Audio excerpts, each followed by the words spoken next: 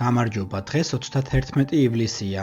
წარმოგიდგენთ 10 ყველაზე ცნობილ ადამიანს, რომელიც ამ დღეს დაიბადა. 1969 წლის 31 ივლისს დაიბადა იტალიელი ყოფილი ფეხბურთელი და ამჟამად წარმატებული მწვრთნელი ანტონიო კონტე. მან ფეხბურთელის კარიერის უდიდესი ნაწილი გაატარა ტურინის იუვენტუსში, სადაც მოიგო უამრავი ტიტული, მათ შორის 5-ჯერ იტალიის ჩემპიონატი, 4-ჯერ იტალიის სუპერთასი და ერთხელ ჩემპიონთა ლიგა. მისი სამწვრთნელო კარიერა მოიცავს მსოფლიოს წარმატებულ კლუბებს და სავსეა უამრავი ტიტულით. 1989 წლის 31 ივლისს დაიბადა ბელარუსი ჩოგბურთელი ვიქტორია აზარენკა. 2012 წელს ის იყო მსოფლიოს ნომერ 1 ჩოგანი. ის იყო პირველი ბელარუსი ჩოგბურთელი, რომელმაც დიდი სლემის ტიტული მოიპოვა.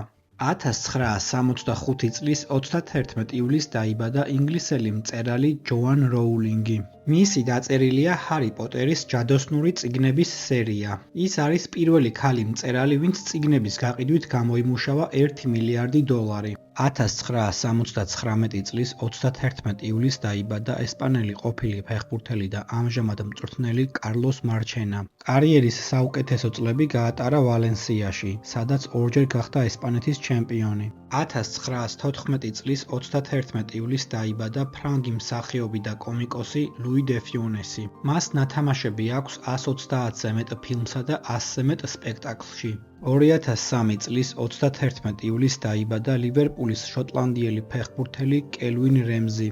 1962 წლის 31 ივლისს დაიბადა ამერიკელი მსახიობი, პროდიუსერი და საბრძოლო ხელოვნების ოსტატი უესლი სნაიპსი.